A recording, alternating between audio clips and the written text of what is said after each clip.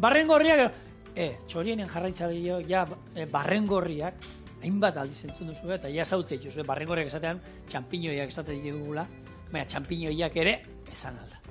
Orduan, erraza, baina politia, barrengorriak esan politia da.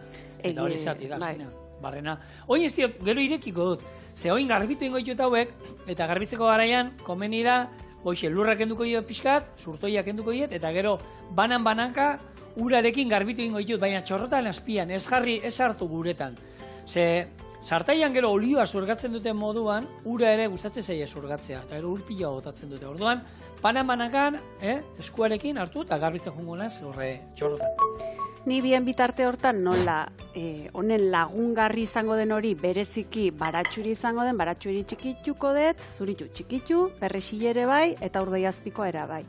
Eta gero hor bonustrak gisa edo dakarkigu gu bion gustokoak dien osagaiek alde batetik pipermine eta bestetik ardo txurie.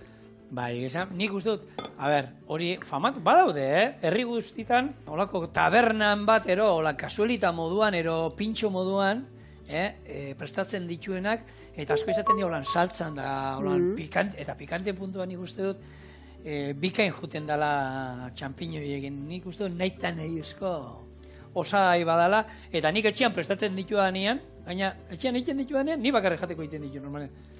Baiz, etxean oso saliak ez die, eta ja, aprobetxatzen dut, eta orduan pikanteak nahi beste botatzen dira. Nahi beste, baina nahi beste.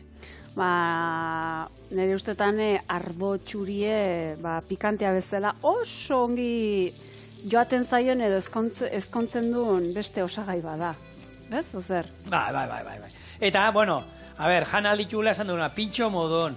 Mila eratan prestatu aldia, erresa prestatzen, egin aldugu gordinek, erresena gordinek prestatzea, eta gordinek egin aldugu, fin moztuta ensala baten gainean, letxuga osto batzuekin, tomate batzuekin hor pixkate onduta, segatik ez olako kuskus ensala bat egin nuen nik egun batean, eta hau gordinak gainetik botata, fin moztuta, zoragarri, eta tartar bat. Hau, veganuentzako, aragi tartar bat egiten dugu moduan, txampiñoiak txiki moztu, eta gero, aragi tartar bati botako genion osai guztia, soja, saltza, pixka, ziapea, eta arrautza gorringoa eta hori eta bota. Eta zoragarri hartzen die, niri gehien gustatzen zaidana arroz kozinatuta, arroz txuria txampiñoiekin. Besterik gabe? Besterik gabe hartzen dut, eta egiten dut, arroz txuri bat ingo manuken moduan, berakatzakin da perrexillakin, eta gero hor salteatzen ditut txampiñoi batzuk. Hau da oso menukoa. Hau da, eguneko menuko oso plater tipikoa. Eta ematen dioten zaporea, iruditzen zait, ni zoragarri gustatzen zait, eta arroz hori ni jaten dut, palakaka. Jesus, palakaka. Eta gero lagungarri moduan, aragikin da salteatuta, ero gu prestatuko moduan, labean egin da, oso goxuak, eta ona die, hor someran Bilbon el motrikesekoak. Han hilera egin da. Ilara eta txampiñoiak eskatzeko. Ikusgarria.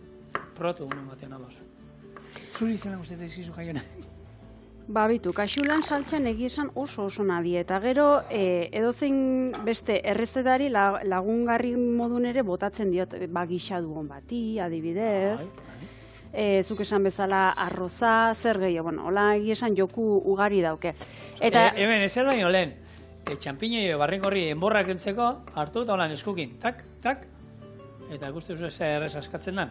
Ingo duguna, txapelak alde batetik salteatuko ditugu, berakatzatal batekin, eta gero enborrak txikituko ditugu txiki, eta urdai azpikoakin, eta beste berakatzak, hori apartu utziazu, hori batekoa.